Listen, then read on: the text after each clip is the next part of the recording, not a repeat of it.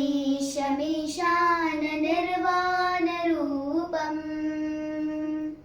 विभुं व्यापकं ब्रह्मवेदस्वरूपम्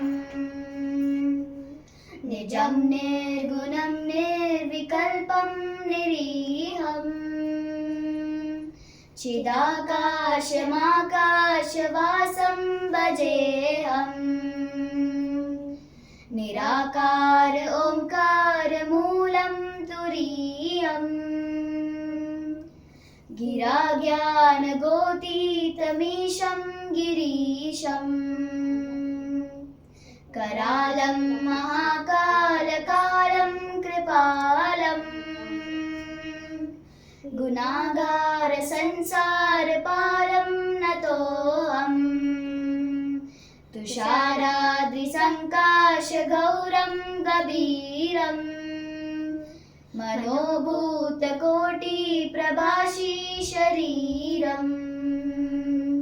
स्फुरन्मौलिकल्लोलिनी चारुगङ्गा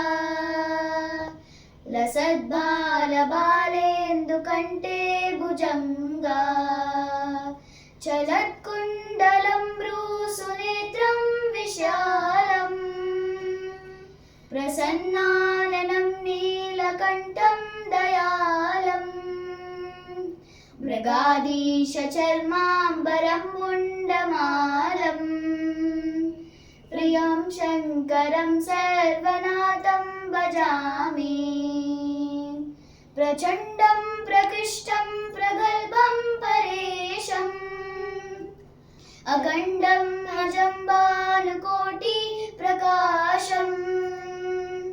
त्रयशूलनिर्मूलनं शूलपाणिम् भजेऽहं भवानीपतिं भावगम्यम्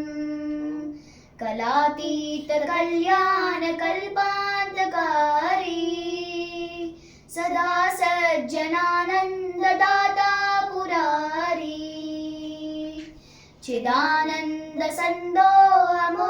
चिदानन्दसन्दोहमोहापहारी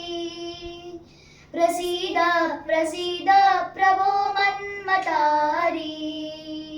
न यावदुमानात् पादारविन्दम् भजन्ति लोके परिवानराणम् न तावत् सुखं शान्ति सन्तापनाशम्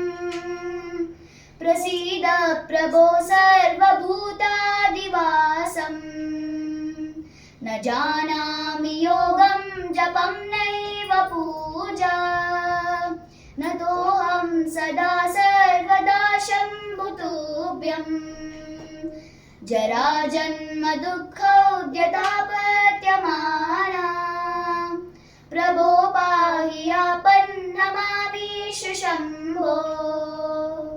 रुद्राष्टकमिदं प्रोक्तं विप्रेण हरतोषये